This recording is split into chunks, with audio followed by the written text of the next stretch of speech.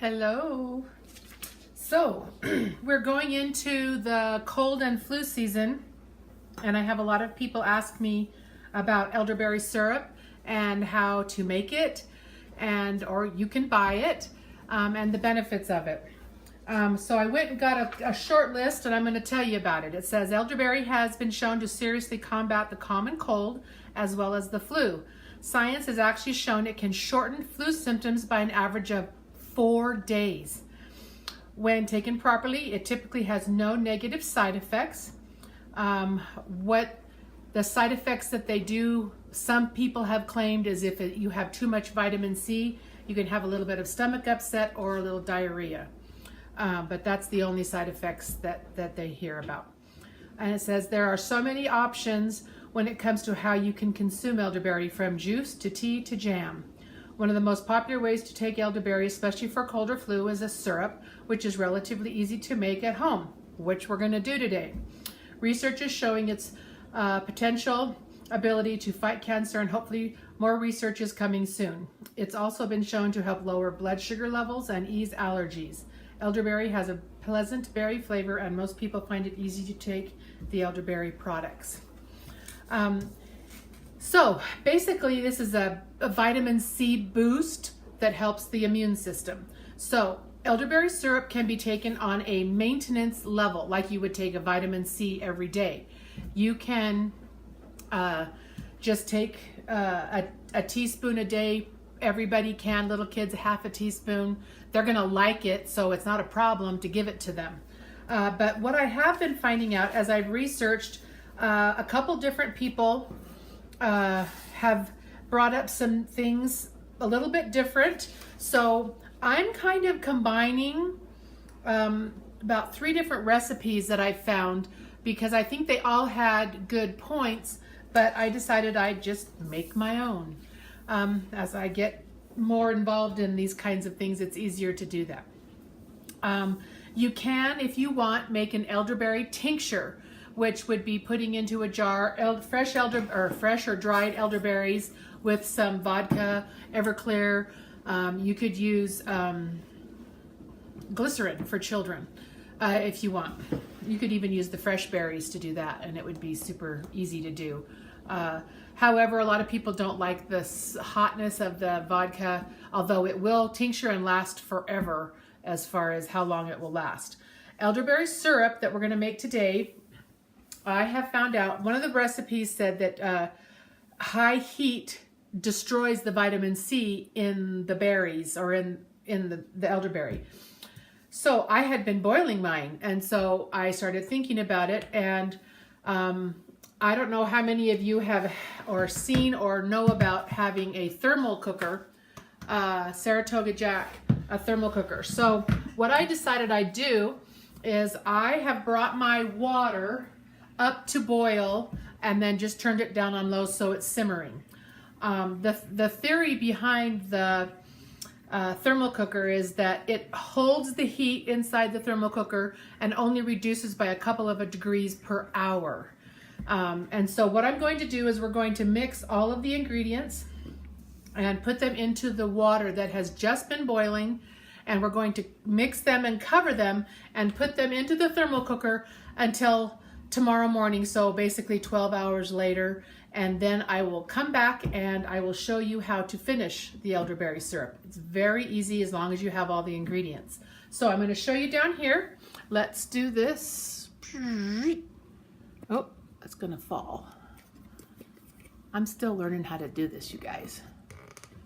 Okay. Let's see if I can get it going. Maybe. Okay. I forgot to get a bowl out, but we can just get a measuring cup.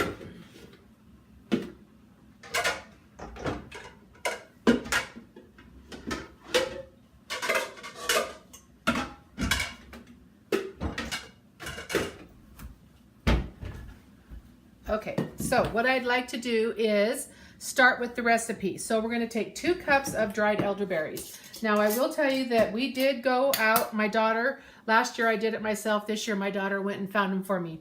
Up in Logan Canyon, you can find elderberry in the wild.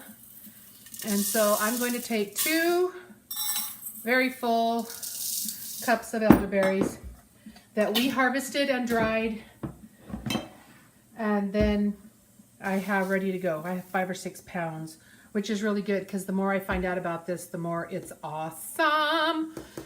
Anyway, I'm going to do 2 cups of hibiscus flowers. They say that the vitamin C in the hibiscus is amazing, and the hibiscus, it smells so delicious. So there's 1.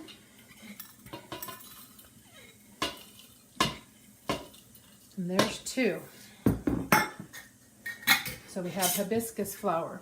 Then we have 1 cup of rose hips. Now you can do either one. You can either go out in nature and actually gather the rose hips. Fall is the time. They look like this. Sometimes they're a lot smaller. Sometimes they're a little bigger depending on the year and how they came out. So you can do that, or you can buy them. And if you buy them, you can buy them cut and sifted or seedless. We're going to be straining them out, so it shouldn't matter. But I'm going to go ahead and put 1 cup of these cut and sifted ones in. So 1 cup of rose hips. Okay, then we have ginger, 4 tablespoons. And you could use fresh ginger if you have it in the house, or have you remembered to pick it up, or you can buy the dried ginger. And it is really a potent, powerful herb. So I like big heaping tablespoons. Then we're going to do cloves. And these are whole cloves, and it says about 20. So I'm looking like that. Okay, there's like 5, 10, just a bunch. So we got 20 cloves. Cinnamon sticks. You could use powdered cinnamon if that's all you had. The cinnamon stick's nice because it just keeps steeping into it. So you put 3 of the 2 to 3 inch, and that's it. Now we're just gonna kind of mix that up a little bit so it'll go into our water. I'm just gonna pour this into the water, and I'm going to put the lid on it and put it directly into the thermal cooker, and we'll come back tomorrow and finish it up. The only other ingredient that you need to have to finish it up with this size of a recipe is 1 quart of honey. Hopefully a local honey, because it has better properties for helping with our allergies and things. So anyway, 1 quart of honey, 4 cups. Anyway, so I can show you. Let me bring it over here.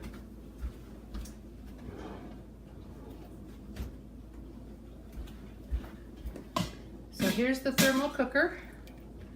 The water was in here. We're just going to put this in.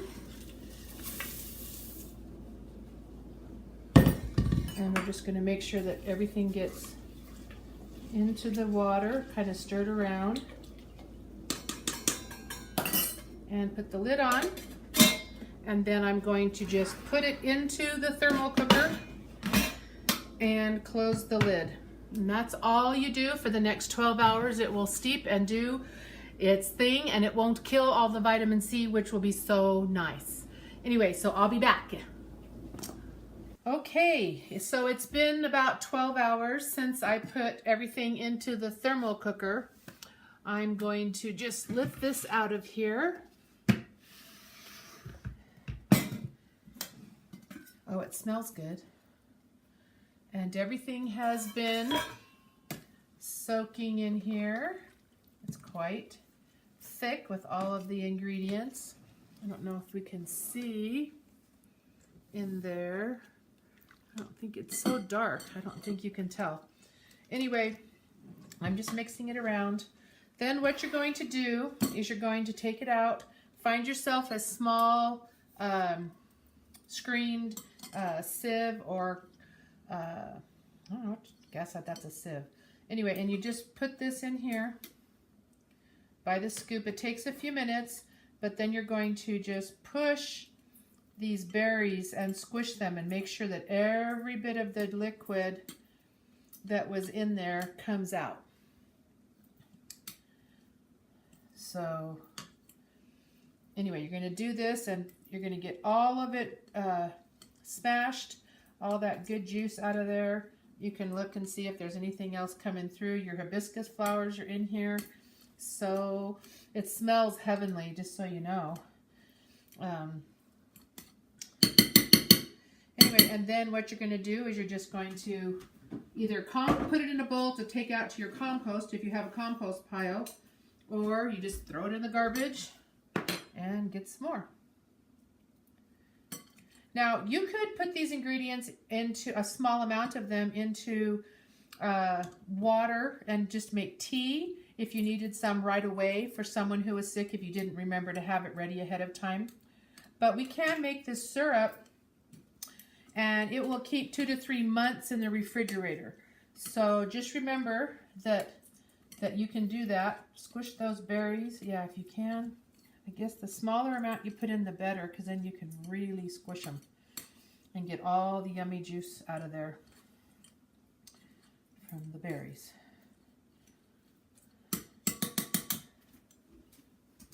So anyway, I'm going to turn this off for a minute and go ahead and keep doing this.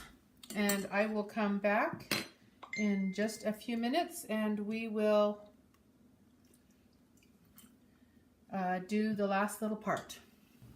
Okay, so I finished smashing all of my steeped herbs and they're in here. I ended up with about 6 cups of liquid that after I had started with 8, remember, in the recipe. So now I washed out my thermal cooker pot and I just poured it all back in there. I did just set it on the stove for about probably less than like 3 or 4 minutes and got it warm again. So now you're going to add your honey, and it's 4 cups, so 1 quart of honey to the 6 cups of the elderberry syrup.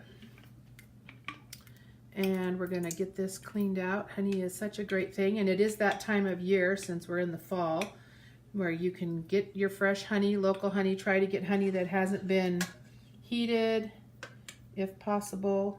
Let me see if I can get the rest of this out. And yeah, and try to get honey that's not been heated and that's local so that you can get all the good properties from the bees and your local pollens and stuff to help with your allergies and that sort of thing. Build your immune system. Anyway, I guess I can't talk and do this at the same time. Sorry. Trying to not waste any honey. Okay. So now you're just going to stir this until the honey is mixed into your warm elderberry syrup.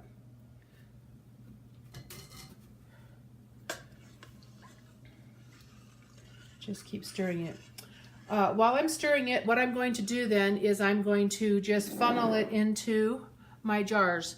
And you can do this based on if it's just for your family, you can totally just put it in like a quart jar in the fridge. If you feel like you want to do it, if germs are an issue for you, you could make a small like pint jar for each person in your family, put their name on it, and then, you know, they can use it. What they do talk about is using it daily to prevent sickness. So your children can take this, I would say little ones, half a teaspoon. Your kids from like 5 to 12, you could probably give them a teaspoon a day. And anybody older than that, you could almost give them a tablespoon a day. That would just like before they go to bed. It's a big dose of vitamin C. It helps build the immune system. Now, if they should get sick, or you feel like they're exposed to someone who's got the flu or got a cold, and they're going to need more protection, you can give them that half a teaspoon or teaspoon in the morning and at night, so every 12 hours. And if they should get sick, you can give them a dose as much as every 2 hours to help with shortening the duration. Remember that this isn't like a medicine that's going to mask your symptoms or not really address the real issue. If you're going to have a cold, it's going to have a duration, and if you get the flu, it's going to have a duration. But if you can make it shorter so that it will be less time, then that's what we're trying to do, and it will help build your immune to it next time, so it'll be even shorter, or you may not even get exposed. So I think I don't fill any more honey on the bottom of this. And it really is just as easy as now it's done. You can just pour it into these bottles. I would date it if there's a chance that you're going to be having, you know, to make another batch. I think I already said, but it'll last 2 to 3 months in your refrigerator. I'm hoping you can see this. And I have these cool 1.5 pint jars, so they're basically 3-cup bottles. And you've got your cough syrup. If you were to ever go into the store, you'll only be able to purchase them probably in like 8 ounces, and they'll be quite expensive, anywhere from like $12 to $18. So other than your honey, the more you can self-propagate now in the fall. I mean, we picked our own elderberry, we picked our own rose hips. You could use fresh garlic, or ginger, I mean. But that's kind of how you do it. So I hope that you'll be ready with your family to combat the flu and cold system. If you have any questions, you can comment below. I am super excited to be able to share this with everybody and hope that it will help our flu season go better. They say it's going to be nasty this year. So anyway, you guys have a great day, and I'll be back.